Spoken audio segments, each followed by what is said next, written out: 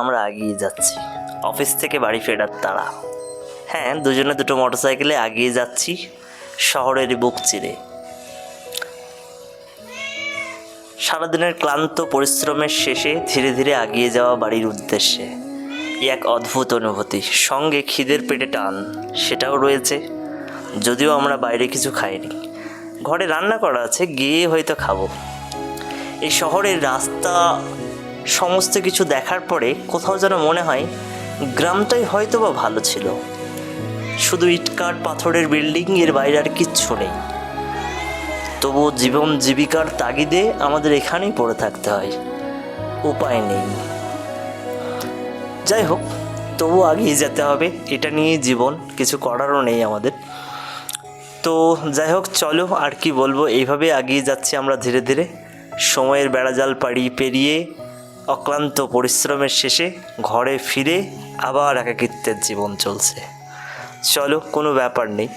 তবে হ্যাঁ, একটা জিনিস যেটা না বললেই নয়, কোথাও না কোথাও মনে হয় এই যাকে তুমি দেখছো আমার সামনে গাড়ি চালিয়ে যাচ্ছে, এটা আমাদের শিফট ম্যানেজার, বা এর নাম বাপি ডাকনাম, ভালো নাম রবিউলদা করি আমরা। খুব ভালো ছেলে।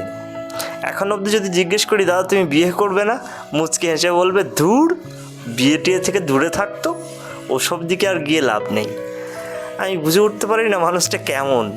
মাঝে মধ্যে খুব চিন্তা করি যে কী রে, বিয়ে করতে চাই না কেন। তখন মুচকি হেসে বলে যারা বিয়ে করেছে তারা ডিভোর্স চাচ্ছে, আর যারা বিয়ে করেনি তারা বলছে আমাদের হবে কখন। তুই এখন বুঝবি না, আর একটু সময় হতে দে, তখন বুঝবি। তা আমি মাঝে মধ্যে এখন চিন্তা করি যে দাদা হয়তো সত্যিই ঠিক বলতো। দেখো আমার সামনেই বাইকে এগিয়ে যাচ্ছে, ওটা আমাদের এখানকার ম্যানেজার। তো যাই হোক, আজকের তো এই পর্যন্তই শেষ করি। আর হ্যাঁ, আরেকটা জিনিস বলি, যে রাস্তা ধরে আমরা এগিয়ে যাই সেটা হচ্ছে তোমার ব্যাঙ্গালোরের তোমার কামানহাল্লি মেন রোড দিয়ে আমরা এগিয়ে আসি। এই রোড দিয়ে এগিয়ে আসলেই সামনে একটা গির্জা দেখতে পাবে, আর সেই গির্জার পরেই আমাদের একটু এগিয়ে গিয়ে আমাদের ফ্ল্যাট বা আমাদের কোম্পানি রুম দিয়েছে, আমাদের সেই ফ্ল্যাটে আমরা থাকি। আর হ্যাঁ, আর এই যে দুটো বাইক দেখছো, একটা কোম্পানির দিয়ে, একটা নিজেদেরই। এভাবেই আমরা প্রতিনিয়ত যাতায়াত করি, আর এইভাবেই ব্যাঙ্গালোরের বুকে ছুটে বেড়াই দিন থেকে রাত, সব সময়ই প্রায়। তবে যাই হোক, ক্লান্ত শেষে আমরা মোটামুটিভাবে বাড়ি ফেরার উদ্দেশ্যে রওনা হয়ে গেছি, আর প্রায় বাড়ির কাছাকাছি চলে এসেছি বললেই হবে। তো যাই হোক, মোটামুটি কাছাকাছি চলে এসেছি, দেখতে পাচ্ছ। আর মোটামুটি আর কিছুক্ষণের মধ্যে বাড়ি ঢুকে যাব। বাড়ির গেটের সামনে গিয়ে তোমাদের দেখাচ্ছি, গাড়িতে যেখানে স্ট্যান্ড করব সেই জায়গাটাও তুমি দেখতে পাবে। তবে যাই হোক, মোটামুটিভাবে প্রায় চলে এসেছি। আর আমি যেটা গাড়ি চালিয়ে যাচ্ছি, আমাকে হয়তো তোমরা সকলেই চেনো, আমি দেবপ্রসাদ। আমাকে এখানে দেবু বলেও ডাকে, কেউ দেব বলে ডাকে। তো যাই হোক, মোটামুটিভাবে আমার সম্বন্ধে তো তোমরা কম বেশি সকলেই জানো। বেশ কিছু বছর হলো, তোমাদেরকে একটা কথা না বললেই নয়, সেটা হচ্ছে যে বেশ কিছু বছর আগে একটা অদ্ভুত রকমভাবে প্রেমে পড়েছিলাম, কিন্তু দুর্ভাগ্যবশত সে প্রেমটা আর টেকেনি। আমি মরিয়া হয়েছিলাম সেটাকে টেকানোর, কিন্তু আর হয়ে ওঠেনি।